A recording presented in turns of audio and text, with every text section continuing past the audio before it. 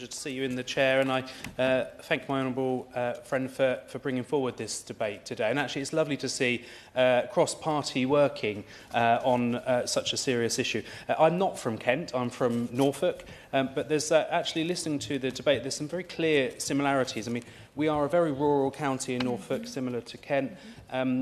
We have significant coastline, older population, and clearly similar issues with accessing blue badges. I'm halfway through my summer tour of the 72 villages in southwest Norfolk, and I don't think I've been to a single village yet where actually somebody hasn't come forward to say, I've got a real issue trying to get hold of a blue badge. It's coming up time again, and there's dozens of cases locally. For example, I have a constituent who had been diagnosed and undergone treatment for breast cancer. She's in her 70s, she's profoundly deaf and has a hearing dog. She's been rejected 3 times for a blue badge.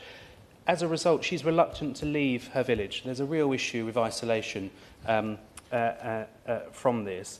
I've got another constituent who's at the end stage of kidney failure. He's in the early part of having had a transplant, but there was post-surgery complications, anxiety, a whole number of other health issues. His application was turned down because it was considered that his mobility was only bad during flare-ups rather than more often than not. And his anxiety wasn't regarded as not being bad enough, and toileting issues do not form part of the national guidance. I think there's a real issue here around cost as well. I'm fortunate that our local hospital, it's about an hour away, if you have a blue badge, you still get free car parking.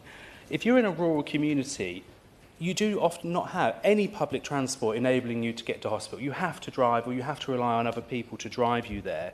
If you are having routine treatment for something like cancer, the cost of car parking alone, actually it soon stacks up, or any other regular hospital medical appointments. There is a real cost aspect to this as well.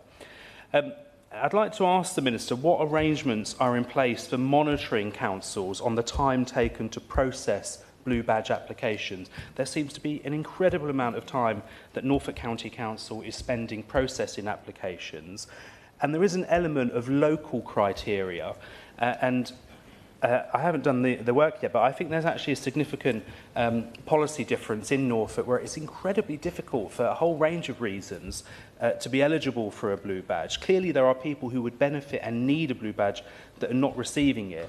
And I wonder if the Minister could comment on what oversight there is and assessment there is of local councils amending their own criteria and making things difficult and ultimately denying people the eligibility for blue badge. Thank you.